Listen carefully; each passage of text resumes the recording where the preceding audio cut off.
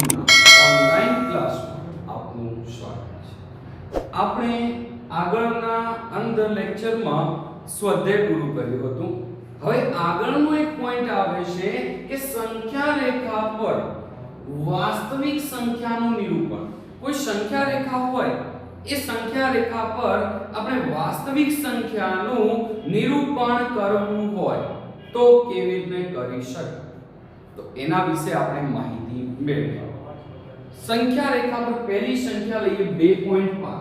તમને મગજમાં લાઈટ થાય કે 2.5 ક્યાં આવે, તો આપણે એવું વિચારા 2.5 સાહેબ ક્યાં આવતી હશે, તો 2 અને 3 ની વચ્ચે 2.5 આવે। તો આપણે અહીંયા સંખ્યા રેખા દોરીએ અને 2.5 આના ઉપર દર્શાવીએ, એટલે આપણને ખ્યાલ આવે કે આપણે કહી શકાય કે પહેલી સંખ્યા લઈશું 2 અને એના વચ્ચેની 3।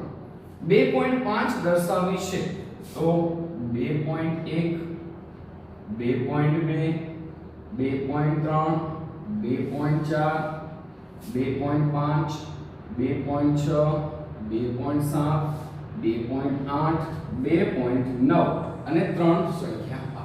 તો આપણે એની વચ્ચેની સંખ્યા કઈ 2.5, તો 2.5 ક્યાં આવશે, તો આ સંખ્યા 2.5 બનશે। તો આપણે લખી શકાય એ જે સંખ્યા મળે એ આપણે એને p કહીશું, જે આપણે 2.5 બનશે। હવે આપણે વાત કરીએ 5.5, તો 5.5 ક્યાં આવે, તમારા મગજમાં લાઈટ થાય કે એ તો 5 અને 6 ની વચ્ચે આવે। તો આપણે એ સંખ્યાને સંખ્યા રેખા પર દર્શાવીએ કે જે 5 અને 6 ની વચ્ચે હોય। 5.1 5.2 5.3 5.4 5.5 5.6 5.7 5.8 5.9 અને 6 પૂરા।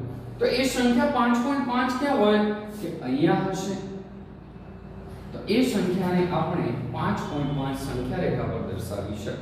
આવી તો એક એક સંખ્યા હોય તો આપણે સરળતાથી દર્શાવી શકીએ, પણ જો મોટી સંખ્યા હોય તો કેવી રીતે દર્શાવવી, તો એના વિશે પણ માહિતી મેળવીશું।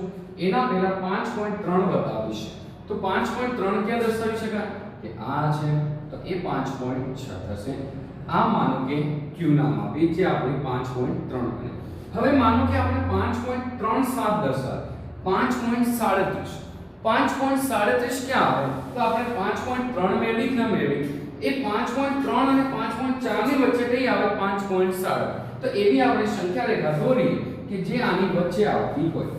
તો આપણે અહીંયા લખીશું 5.3 37 બતાવીશું। તો આપણે શરૂઆત કરી 5.31 થી, તો આપણે અહીંયા કહી શકીએ 5.31 5.32 5.33 5.34 5.35 5.36 5.37 5.38 5.39 અને 5.4। તો આપણે કહી શકાય 5.37 ક્યાં આવે કે 5.3 અને 5.4 ની વચ્ચે, રાઈટ। તો કઈ સંખ્યા બની 5.37 5.37 કે આ જે સંખ્યા બની એ આપણે સંખ્યા રેખા પર દર્શાવી છે।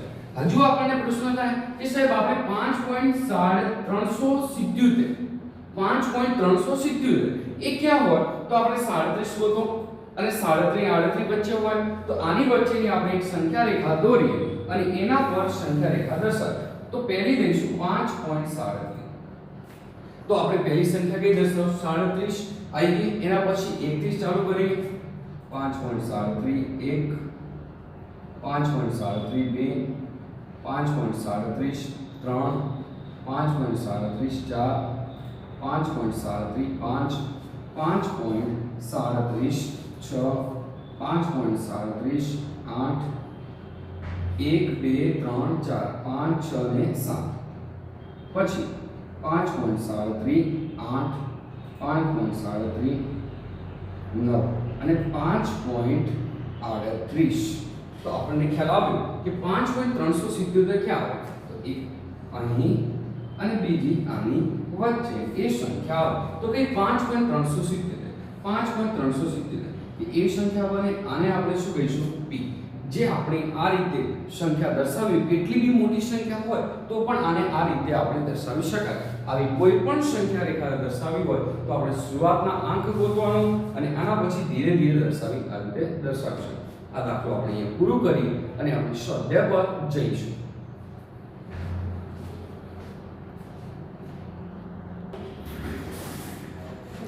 વિદ્યાર્થી મિત્રો, આપણે સ્વાધ્યાય પર જઈશું. સ્વાધ્યાય 1.4 ક્રમિક વિપુલદર્શિતા. ક્રમિક વિપુલદર્શીના પદ્ધતિની મદદથી સંખ્યા રેખા પર 3.765 દર્શાવવું છે. તો કેવી રીતે દર્શાવી શકાય? પહેલું પોઈન્ટ પકડો, 3.7. એ 3.7 ક્યાં આવે? ધીરે ધીરે એક પોઈન્ટ આગળ વધવાનું છે. 3.7 ક્યાં? તો આપણને મગજમાં લાઈટ થાય કે 3 અને 4 ની વચ્ચે 3.7 આવે. તો સંખ્યા રેખા આપણે દોરીએ. 1 2 3 4 5 6 7. હવે 3.7 પકડો. ક્યાં આવે? 3 અને 4 ની વચ્ચે. તો બીજી સંખ્યા રેખા દોરો જ્યાં 3 અને 4 ની વચ્ચે લેવાનું છે.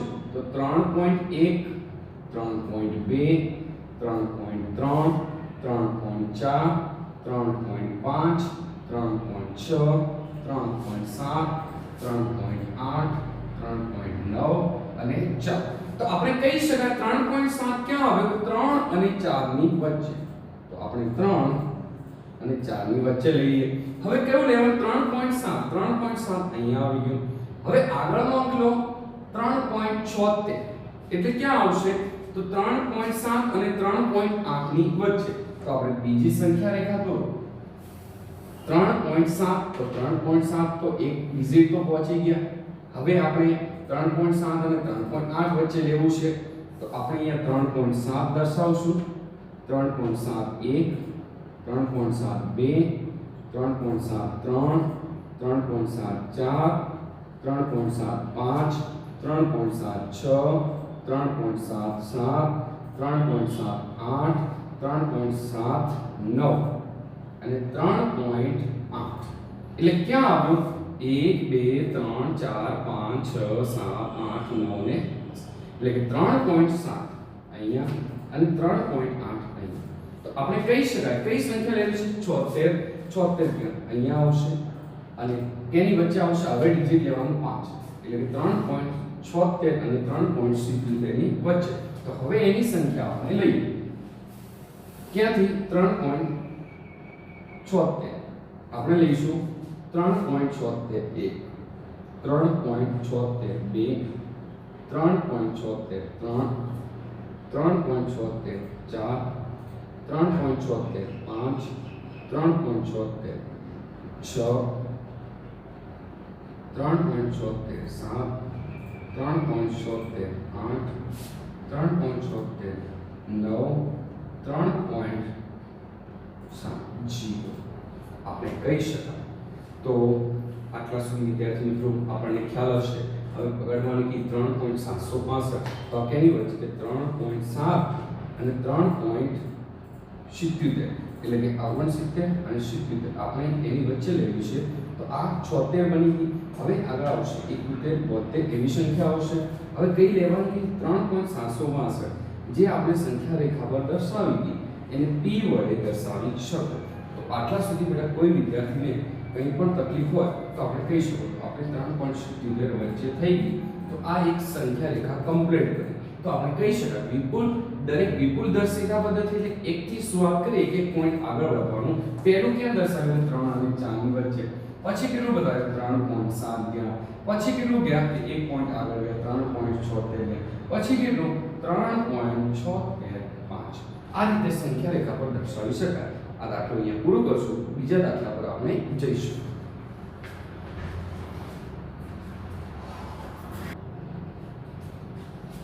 વિદ્યાર્થી મિત્રો, દાખલા નંબર 2 ની વાત કરીએ. ક્રમિક વિપુલદર્શિતા પદ્ધતિની મદદથી સંખ્યા રેખા પર 4.26 બારને 4 દશાંશ સ્થળ સુધી દર્શાવો. 12 નો મતલબ શું? એ સંખ્યા પુનરાવર્તન થાય. તો આપણે કઈ સંખ્યા કે 4.26 બાર એટલે કે શું 4.26 26 4 પોઈન્ટ પછી 1 2 3 4 ડિજિટ થઈ ગયા. હવે આપણે વિચારવાનું કે 4.26 દર્શાવવું છે તો ક્યાં આવી શકે? તો પહેલી તો શરૂઆત કરીએ 4 ક્યાં, તો 4 અને 5 ની વચ્ચે લઈ લઈશું.